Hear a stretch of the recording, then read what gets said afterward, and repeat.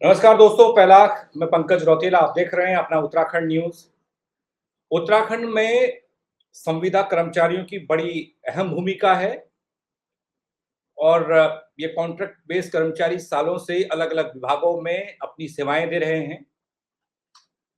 बीच में इनकी सेवाओं को लेकर और इनकी कुछ मांगों को लेकर खूब हंगामा हुआ। उपनल कर्मचारी और कॉन्ट्रैक्ट बेस्ड कर्मचारी, संविदा कर्मचारी और सरकार की तरफ से भी तमाम बार आश्वासन इनको खूब मिले। कई बार पहले आधों का लेकर तकरीबन 22,000 इनकी संख्या बताई गई। 11,000 तकरीबन लोगों को एक कट ऑफ में शामिल करके ये कहा गया कि समान काम समान वेतन मिलेगा। फिर दबाव बढ़ा तो फिर बोला कि जो बाकी बचे हैं 11,000, कोई कट ऑफ डेट जो है वो नहीं होगी और इनको भी समान काम समान वेतन मिलेगा। इस वाले मामले में उपनल कर्मचारियों को खुशी होनी चाहिए। मुझे भी ऐसा लगा कि कुछ लोगों ने कहा कि ठीक है, फैसला लिया, अच्छी बात है। लेकिन अभी भी कई सारे सवाल हैं, जिन सवालों के जवाब शायद उपनल कर्मचारियों के जो सवाल है वो सिस्टम को देने हैं या सरकार को देने हैं। वो सवाल क्या है? उपनल कर्मचारी अभी भी नाराज क्यों हैं? उनको क्यों नहीं भरोसा अपनी सरकार पर है? ये जानने की हम कोशिश करेंगे। हमारे साथ एक खास मेहमान मौजूद हैं, उनसे आपका परिचय कराता हूँ। विनोद कवि मेरे साथ हैं, प्रदेश अध्यक्ष विद्युत संविदा कर्मचारी संगठन उत्तराखंड। विनोद भाई, स्वागत है आपका। धन्यवाद अभी रौतेला जी। खबर आई कैबिनेट की बैठक में मोहर लग गई। पहले नाराजगी थी कि कट ऑफ कि भाई कट ऑफ क्या रखी गई है, रखी गई कोर्ट कचहरी तमाम चीजें सड़क से लेकर कोर्ट तक। लेकिन फिर भी नाराजगी है बल आप लोगों के भी कि भाई इससे भी खुश नहीं है आप लोग। क्या चाहते हैं, क्या है मामला? नहीं, देखिए, नाराजगी तो हम ऐसे भी नहीं कह सकते कि नाराज है, लेकिन सवाल बहुत सारी चीज़ें के हैं जो अभी भी हमारे सामने हैं और जिनके जवाब आने बहुत आवश्यक है। हम जी। सबसे पहले जो जो कैबिनेट से जो एक निर्णय हुआ है जिसमें कट ऑफ डेट जो 15 अक्टूबर 2024 की गई है, इसका तो हम एक स्वागत करते हैं और हम प्रथम दिन से हम एक बात कह रहे हैं, समान कार्य समान वेतन सबको मिलना चाहिए। वो किसी भी कैटेगरी का हो, कोई भी हो, जो भी उपनल के माध्यम से काम कर उसको समान कार्य समान वेतन मिलना चाहिए। और यही आदेश माननीय उच्च न्यायालय के भी हैं, जिसपे माननीय उच्चतम न्यायालय ने अपनी मोहर लगाई है। लेकिन सवाल अभी सबसे बड़ा सवाल ये है कि जो 3 फरवरी 2026 को आदेश जो सरकार द्वारा, जो शासन द्वारा जो किए गए हैं, अगर हम उसकी समीक्षा करें और उसके तह तक जाएं कि अभी कितने विभागों ने उसका इम्प्लीमेंटेशन किया है, तो तब हम रिजल्ट जब पाते हैं तो वो उसका बहुत कम दायरा है कि बहुत सारे विभाग अभी ऐसे हैं जहां पर ये आदेश अभी लागू ही नहीं हुआ है। इसलिए एक शंका जो संविदा कर्मचारियों में और जो संगठन जो इस लड़ाई को लड़ रहे हैं, उनके मन में एक सवाल, एक शंका पैदा हो जाती है कि आखिर क्यों इस मामले को लटकाया जा रहा है। जब हम बात करते हैं कि लागू करने वाली बात, तो कई सारे विभाग है। अगर मैं बात करूं, सबसे बड़ा स्टेक होल्डर उपनल के जो कर्मचारी है, तो ऊर्जा निगम है। ऊर्जा के 3 निगम है, उसमें यूपीसीएल है, यूएनएल है, पिटकोल है। लगभग 3,000 के आसपास कर्मचारियों को समान वेतन मिलना है, लेकिन अभी तक तीनों निगमों में समान वेतन के आदेश लागू नहीं हुए, यानी कि एक भी व्यक्ति को अभी समान वेतन के आदेश के तहत जो है समान वेतन मिलना शुरू नहीं हुआ है। इसलिए हमारी ये शंकाएं पैदा होती है। इस पे भी सरकार को निश्चित रूप से सख्त निर्णय लेने, सख्त आदेश होने चाहिए कि पहले इन आदेशों का इम्प्लीमेंटेशन हो। ये जो पिछला वाला, जो पिछले 11,000 वाले लोग थे उनकी बात आप कर रहे हैं, उनको नहीं मिला है जिस पे लागू हो गया था, शासनादेश भी आ गया। जी, बिल्कुल, बिल्कुल। जो प्रथम चरण है, जो 1/1/2016 का जो प्रथम चरण है, उस प्रथम चरण में कितने लोग भी समान वेतन मिला है, ये एक बड़ा सवाल है। मैं समझता हूँ जो हमारी जो जानकारी में है, तमाम विभागों के जो और जो जारी नेता है, उनसे हमारी बात होती है, तो अभी मुश्किल से मुझे लगता है कि 250 2 से 2,500 लोगों को ये समान वेतन मिलेगा। ये आंकड़ा भी मैं ज़्यादा कह रहा हूँ, क्योंकि अभी कहीं पे 100 लोगों को हो रहा, कहीं पे 200 लोगों को हो रहा, लेकिन जो बड़े बड़े डिपार्टमेंट्स है जहाँ पर 2,000-3,000 लोगों का को समान वेतन मिलना है, वहाँ पर अभी ये आदेश लागू नहीं हुआ है। इसलिए जो संविदा कर्मचारी है वो आशंकित है, उनको डर है कि कहीं ऐसा ना हो कि कोई ऐसा आदेश आ जाए जिसकी वजह से जो है ना वो लोग इस आदेश से वंचित रह जाए। और कई बार मन में ऐसे प्रश्न भी उठते हैं कि कहीं ऐसा तो नहीं कि इसको जब जानबूझ के कुछ लोगों द्वारा इसको लंबित किया जा रहा है, या कोई ऐसा तो नहीं कि कोई चुनाव की कोई ऐसी बात हो उस वजह से इसको लंबित किया जा रहा है। तो ये सवाल है, शासन से सख्त आदेश होने चाहिए, और जो पूर्व में जारी हुए हैं 3 फरवरी 2026 के, उसका सबसे पहले जो है ना उसको विभागों का अनुपालन करना चाहिए। ऐसे आदेश मेरे हिसाब से ये जारी हो जाने चाहिए। अच्छा, एक चीज़ और मैं चलो उसमें पूछ लेता हूँ, पहले ही मेरे को पूछना था कि एक तो था समान काम समान वेतन मिलना चाहिए, एक अलग से दूसरी ये लड़ाई लड़ी जा रही थी कि नियमितीकरण हो, ना? और भी तमाम तरह की चीज़ें कि हमें कुछ मिलता नहीं है, कुछ बेनिफिट्स परिवार को नहीं मिलते, कोई हादसा हो जाता है तो उसका कोई वो नहीं मिलता, मेडिकल क्लेम नहीं कर सकते हैं, ये नहीं कर सकते हैं। इन माँगों पर भी क्या कोई बात हुई है या फिर कुछ सोचा जा रहा है? या बस बिल्कुल, इतना अभी के लिए काफ़ी है? आप लोग क्या सोचते हैं? मैंने शुरू में ही एक बात कही कि सवाल इतने सारे हैं जिनके जवाब अभी भी मिलने चाहिए, और हमारा पहली जो प्रायोरिटी है कि हम पहले विभाग में तो आएँ, उसके बाद सवालों की तो बहुत बड़ी झड़ी है। अभी मेडिकल के बारे में कोई ज़िक्र नहीं है कहीं पे, छुट्टियों के बारे में कोई कहीं ज़िक्र नहीं है। आपका ग्रेच्युटी के बारे में कहीं कोई ऐसा वो नहीं है, ग्रेच्युटी आपके जो वेतन है उसमें समायोजित है। बोनस के बारे में कोई ज़िक्र नहीं है। तो ऐसे तमाम सारी चीज़ें हैं जिनके आदेश अभी होने बाकी है। दूसरी चीज़, जो आपने कहा कि नियमितीकरण को लेके, नियमितीकरण, क्योंकि जो माननीय उच्च न्यायालय का आप आदेश पढ़ेंगे, उसमें पहला ही बिंदु नियमितीकरण को लेके है कि आप 1 वर्ष के भीतर जो राज्य में जो प्रचलित रेगुलेशन पॉलिसियाँ हैं, उसके तहत उनको नियमित किया जाए। दूसरा, 6 महीने के भीतर समान वेतन देना सुनिश्चित करें। ये 2018 का निर्णय है। समान वेतन पे तो सरकार ने आदेश कर दिए हैं, इसका हम हार्दिक स्वागत करते हैं। लेकिन पहली बात, उसका अक्षरंश पालन हो, उसको सब सारे विभागों में लागू हो। और दूसरा, जो नियमितीकरण के बारे में है, अभी रेगुलेशन पॉलिसी 2025 आने वाली है या आ चुकी है। उस जो पॉलिसी में, चाहे वो 10 साल हो या जो भी कट ऑफ डेट हो, उस हिसाब से नियमितीकरण के लिए भी कार्रवाई शुरू की जानी चाहिए। बहुत सारे हमारे साथ के लोग, कई लोग रोज फ़ोन करते हैं। किसी व्यक्ति के 3 महीने बचे हुए हैं, किसी के 4 महीने बचे हुए हैं, किसी के 1 साल बचे हुए हैं। तो सरकार को ये भी देखना चाहिए कि भई लोगों को कम से कम, चाहे 2 साल के लिए, चाहे 6 महीने के लिए, उसको विभाग का वो बेनिफिट तो मिलना चाहिए, चाहे वो नियमितीकरण को हो, चाहे समान वेतन को हो। कई लोगों ने अपने 20-20 साल गुजार दिए हैं। सूखे आए थे, सूखे रिटायर होके चले जा रहे हैं। तो इन पे विशेष तौर पे ध्यान रखना चाहिए। और अच्छा, इस पे मैं रिटायरमेंट अच्छा, बोलिए, शासन बोलिए, आप बोलिए। बोलिए, बोलिए शासन कम शासन स्तर पे मुझे लगता है कि इसकी मॉनिटरिंग सचिव स्तर से होनी चाहिए, और लगातार इस पे जो निर्देश, जब तक सचिव महोदय के द्वारा जो कोई निर्देश नहीं मिलते हैं, मुझे लगता है कि नीचे स्तर पे इस पे धीमी गति है। अच्छा, अभी जब रिटायर होता है बंदा, आपने कहा कई लोग रिटायर हो गए हैं जो शुरुआत में लगे हुए। क्या मिलता है उनको? क्या होता है? उनकी क्या प्रोसीजर है? तो बताएँगे? पंकज जी, मतलब इतना दुख होता है, शर्म भी आती है खुद को हम लोगों को, कि हमारे साथ का जब कोई व्यक्ति रिटायर होता है, तो उसको 1 रुपया भी नहीं मिलता है, कुछ नहीं मिलता है।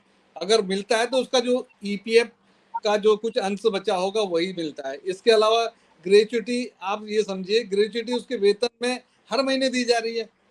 बोनस उसको सिर्फ सैलरी बढ़ाने के लिए कि सैलरी आपको इतनी ज़्यादा मिलती है, या एक ऐसा आंकड़ा दिखाने के लिए कि आपको जो है ना 20,000 मिलती है, आपको 15,000 मिलती है। वो जब आप उसका सैलरी का बाइफरकेशन देखेंगे, तो उसमें इन्होंने ग्रेच्युटी को भी इंक्लूड कर रखा है, इन्होंने बोनस को भी इंक्लूड कर रखा है। लास्ट में जो जब रिटायर हो जाता है तो उसको कुछ नहीं मिलता है, वो खाली हाथ चला जाता है। उसका जो अपना ईपीएफ का अंश है, वही लेके चला चला जाता है। ये बड़ा दुर्भाग्य है। अच्छा, जो आपका ये विद्युत संविदा वाले जो लोग हैं, जो 3 निगम हैं, इसमें आपने कहा कि समान काम समान वेतन वाला फॉर्मूला लागू ही नहीं हुआ, जब शंका इसलिए हमको हो रही है। किस तरीके से काम को करते हैं, किस तरीके से अपनी ज़िम्मेदारियों का निर्वहन कर रहे हैं और कितने लोग और किस तरीके से चल रहा है ये सिस्टम?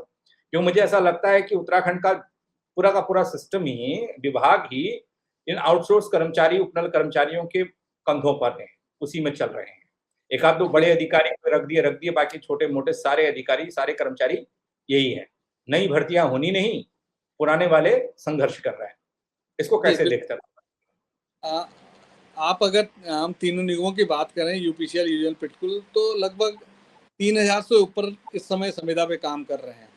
उसमें डाटा एंट्री ऑपरेटर्स हैं, उसमें हमारे TG2 है जो बिजली घरों की व्यवस्था देखते हैं, उसमें हमारे लाइन के जो लोग काम कर रहे हैं। इसके अलावा जो हमारे जल विद्युत परियोजनाएं हैं वहाँ पे लोग काम कर रहे हैं। 400, 220 जो लाइन है वहाँ पे काम कर रहे हैं, बिजली घरों में काम कर रहे हैं। ये तमाम सारे लोग जो है ना, सारे उपनल के कर्मचारी काम कर रहे हैं। लेकिन जब हम सुविधाओं की जब बात करते हैं तो पिछले 3 साल से, मुझे लग रहा 3 साल हो गए हैं, पिछले 3 साल से कोई मेडिकल सुविधा नहीं है। ऊर्जा जैसे आवश्यक सेवा का क्षेत्र, जहां पर कर्मचारी, हमारा लाइनमैन जब सुबह निकलता है घर से, तो कोई भरोसा नहीं है कि वो शाम को घर वापस लौटेगा।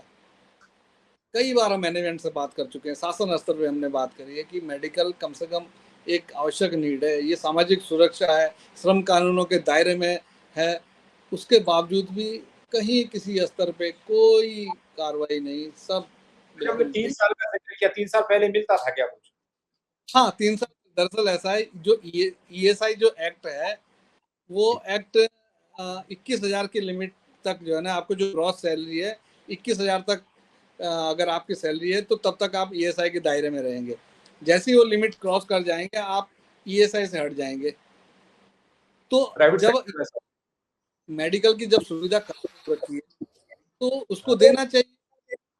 कई बार हम अपने अधिकारियों से कहते हैं कि साहब देख लीजिए आप जो है ना, जब हमारा मतलब कर्मचारी तो फैमिली तो छोड़ ही दीजिए, कर्मचारी तक को नहीं मिल रहा है। वो बीमार हो जाए, वो पोल से गिर जाए, वो करंट लग जाए, तो सब लोग फिर कंट्रीब्यूशन करेंगे, चंदा इकट्ठा करेंगे, तब जाके इलाज कराते हैं, और इसके अलावा कोई कहीं कोई सुविधा नहीं है। अच्छा, ये विभाग बड़ा डेंजरस है। जैसे अब मैंने अभी आपने बताया कि लाइनमैन, ये लाइट का काम, अब मुझे भगवान ना करे कोई ऐसा हादसा हो। अगर कोई ऐसे हादसे होते हैं तो फिर मुआवजे की तो और जगह देखा जाता है कि बहुत सारी चीज़ें मिलती हैं परिवार को, या फिर उसका कुछ होता है प्रोसेस। तो आपके यहाँ पर ऐसा कुछ है या वहाँ भी कुछ नहीं है, किसी की जान चली जाए उसकी कीमत? नहीं, हमारे यहाँ पे बिल्कुल है कि जब किसी की करंट में कोई डेथ वगैरह हो जाती है तो हाँ, उस कर्मचारी को एक बाह्य व्यक्ति मानते हुए, यानी कि जो बाह्य व्यक्ति के लिए बाहर अगर किसी आदमी का कोई जानवर वगैरह लग जाए, एक पॉलिसी है हमारे यहाँ पे बाह्य हाँ, व्यक्ति को लेके, तो वो मानते हुए 4 लाख रुपए की सुविधा मिलती है। हाँ, वो पैसा वो फिर इलेक्ट्रिकल इंस्पेक्टर की रिपोर्ट लगेगी कि कैसे हुआ, कैसे मरा, क्या चीजें हैं, तब जाके। इस पे भी हमने कई बार जो है ना अपने प्रबंधन से बात करी कि आप हमें बाह्य व्यक्ति क्यों मान रहे हो? आप हमें विभाग का अपना कर्मचारी तो मान लो कि भाई हम आपके साथ में काम कर रहे हैं, आप विभाग में दिन रात एक कर रहे हैं, हम ऐसे खतरों से खेल रहे हैं, तो कम से कम एक डिपार्टमेंट आप 4 ही लाख दे दीजिए, लेकिन बाह्य व्यक्ति मत मानिए। आप जो है ना डिपार्टमेंट का व्यक्ति मानते हो, उसको 4 लाख की सुविधा दे दीजिए। ये हम कई बार कह चुके हैं, लेकिन वही है, ढाक के 3 बात कोई सुनने को तैयार नहीं है। अच्छा, अब ये जो आपने अब तक का संघर्ष जो पूरा किया है, अभी धीरे-धीरे कुछ पॉलिसीज़ आपके फ़ेवर में आती दिख रही हैं। जी। जैसे समान काम समान वेतन, आज नहीं तो कल हो ही जाएगा, 200 को मिल रहा है, कल 300 को मिल रहा है, मुझे ऐसा लगता है, मतलब जब पॉलिसी बनी है या नहीं। क्या कोई रणनीति आप लोग बना रहे हैं या अपने कर्मचारी बना रहे हैं कि क्या चुनाव तक अगर टाल रहे हैं तो फिर उससे पहले ही आपको चाहिए कि तमाम चीज़ों को आप साफ करें या करवाएँ सरकार से, सिस्टम से, सचिव साहब से मुलाकात करें, ऐसा कोई ज्ञापन दें? देखिए, हम लगातार प्रयास कर रहे हैं प्रबंधन से भी। ऐसा नहीं है कि किसी स्तर पे कोई नकारात्मकता है। ये कहा जाता है कि भई चल रहा है, कार्रवाई चल रही है, और कार्रवाई दिख भी रही है, ऐसा नहीं है।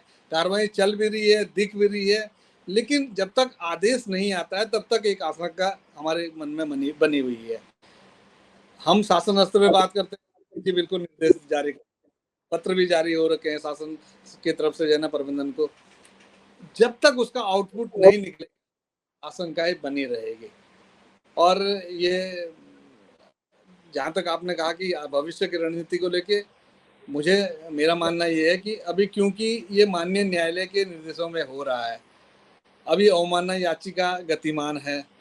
हम नहीं चाहते हैं या कोई भी नहीं चाहेगा कि माननीय न्यायालय का की अवमानना हो, और हम ये सरकार से भी ये दरख्वास्त करते हैं, माननीय मुख्यमंत्री जी से, जितने भी कैबिनेट मिनिस्टर है हमारे, कि इस आदेश को यथाशीघ्र लागू किया जाए और विशेष तौर पे जो नियमितीकरण की जो नियमावली है उसको भी जारी किया जाए, और जो नियमितीकरण के दायरे में आया, कट ऑफ डेट आप जो भी रखिए अभी, क्योंकि हाईकोर्ट के निर्देश है कि 10 साल जिनको हो गया उनको नियमितीकरण को, तो एक 10 साल की पॉलिसी जारी की जाए और सबके लिए, कोई उपनल के लिए कोई अलग से कोई पॉलिसी जारी नहीं होनी है। अभी आपने अगर हाईकोर्ट की सुनवाई सुनी होगी, और इस बात को मैं आज से नहीं, मैं कम से कम 5 साल पहले से कह रहा हूँ कि ये शासन के लोग अब समझ नहीं आ रहा कि क्यों समझने को तैयार नहीं है। कई विभागों में उपनल के कर्मचारी नियमित हो चुके हैं, जिनमें आप सगंध पौधा केंद्र, जो अभी माननीय उच्च न्यायालय के सामने जो ये प्रकरण आया है, सगंध पौधा केंद्र में उपनल के कई कर्मचारी नियमित हो चुके हैं। आप अगर विधानसभा सचिवालय की बात करेंगे, 2016 से पहले जो उपनल के कर्मचारी थे वो सारे नियमित हो चुके हैं। आपदा प्रबंधन विभाग, वहाँ पे उपनल के कर्मचारी नियमित हो चुके। ऐसे कई विभाग है जिनकी कोई सूचना भी नहीं है, जानकारी भी नहीं बाहर आई है, कई सारे विभागों में नियमित हो चुके हैं कर्मचारी। समान वेतन की अगर ये उनको भी मिल रहा होगा, ये भेदभाव क्यों ऐसा हो रहा है? मतलब मेरे को तभी मिल रही है जानकारी कि कुछ लोग नियमित हो गए, कुछ नहीं हुए, ऐसा क्यों? ये तो डबल स्टैंडर्ड क्यों? ऐसा क्यों हो रहा है? ये क्यों कहा जा रहा है उच्च न्यायालय में कि जी इनके लिए कोई अलग से पॉलिसी, कोई पॉलिसी अलग से नहीं बननी है। आपने पहले ही 22 लोगों को नियमितीकरण नियमावली 2016 के तहत आपने रेगुलर कर चुके हो। अब तो कोई अलग से पॉलिसी नहीं थी। तो जब पहले से पॉलिसियों के तहत जब नियमित हो चुके हैं लोग, तो मुझे लगता है कि जो भी अब चाहे अभी नई पॉलिसी बननी है, 2025 पॉलिसी रेगुलेशन पॉलिसी आ चुकी है, उसके तहत आदेश होना है सिर्फ कि इस पॉलिसी के तहत उपनल के जो कर्मचारी है जिन्होंने इस डेट तक इतने वर्ष पूरे कर लिए हैं उनको नियमित किया जाएगा। सिंपल सी बात है, लेकिन उसको ऐसे घुमावदार बनाया जा रहा है। अब क्योंकि हम न्यायालय के इस पर कोई टिप्पणी नहीं करना चाहते, लेकिन ऐसा लगता है कि कहीं ना कहीं न्यायालय को भी गुमराह किया जा रहा है। बार बार एक कभी लास्ट कितनी बार हम अगर हम कोर्ट की डेट देखें तो कई बार जो है ना अंतिम मौका मांगा गया है, अंतिम मौका मांगा गया है। अब 2 जुलाई का अंतिम मौका है। आज तारीख हो गई, आज 20 तारीख हो गई आज। अब 2 जुलाई तक अब देखते हैं कि कितने विभागों में ये आदेश इम्प्लीमेंट होता है। जी, उम्मीद करते हैं कि जल्द इम्प्लीमेंटेशन हो इसका और आपको सुविधाएं मिले, जो संघर्ष आप कर रहे हैं वो रंग लाए। उम्मीद नहीं छोड़नी चाहिए वैसे विनोद कभी, नहीं, क्योंकि वो जो पॉलिसीज बनी आज नहीं तो कल अगर बन चुकी हैं तो बनेंगी नहीं तो कोर्ट के दरवाजे खुले हैं। कोर्ट तो वैसे भी रगड़ ही रहा है कई मसलों पर। सचिव साहब को भी बोला, सरकार को बोला, क्या कैबिनेट बैठक में क्या कर दिया, कोर्ट बड़ी, सरकार बड़ी, कोर्ट बड़ा, नियम बड़े, सब सवाल हमने सब देखे हैं, वो आप लोगों ने भी देखा होगा। उम्मीद करते हैं जल्द आपकी समस्या का समाधान हो। आपने वक्त दिया, बहुत शुक्रिया मेरे साथ जुड़ने के लिए, तमाम बातचीत के लिए और इन सवालों के लिए भी, जो सवाल ऐसा लग रहा है कि शंका के तौर पर कई गंभीर सवाल आपने बाहर निकाल दिए हैं। तो उपनल कर्मचारियों को समान काम समान वेतन को लेकर कैबिनेट की मोहर लगी। दूसरी खेप के लिए, पहली खेप यानी कि 11,000 को पहले से ये लागू हो गया था, दूसरे के लिए अभी मोहर लग गई, शासनादेश हो गया। लेकिन पहले वालों में से भी अभी भी समान काम का समान वेतन नहीं मिल रहा है, ये बात अभी खुल रही है। दूसरी बात एक और खुल रही है जो विनोद कवि ने बताई, वो ये कि भई कुछ लोगों का नियमितीकरण हो गया, उनके लिए आपने जो आपकी नियमितीकरण पॉलिसी थी, जिस आधार पर आपने नियमित किया, उसके बाद बाकी लोगों के लिए क्या कोई नई पॉलिसी आएगी? ऐसा क्यों भई? जब एक पॉलिसी बनी है, उस पॉलिसी के तहत आप किसी को लाभ दे रहे हो या फ़ायदा दे रहे हो या उसी का काम चल रहा है, तो दूसरे के लिए नहीं लाने की क्या ज़रूरत है? इसके पीछे जो ये सवाल है, इसका जवाब भी चाहिए होगा आने वाले वक़्त में। लेकिन आप क्या सोचते हैं? कई लोग हमारे हैं, दर्शक हैं जो बड़े अधिकारी हैं, उस लेवल की सोच रखते हैं। वो ज़रूर बताइएगा, कमेंट के ज़रिए अपनी राय दीजिएगा, शेयर कीजिएगा चर्चा को, ताकि और लोग भी देखें और अपनी राय दे पाएँ। फेसबुक पर देख रहे हैं, फॉलो ज़रूर कर दीजिएगा दोस्तों, यूट्यूब पर सब्सक्राइब नहीं किया तो वो कर देना। मेरे साथ जुड़ने के लिए बहुत शुक्रिया। जय उत्तराखंड।